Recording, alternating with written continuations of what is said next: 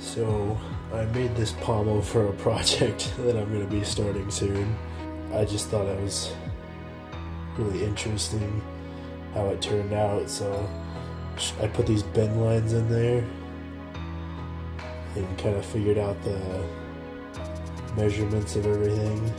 So we'll see how it comes together.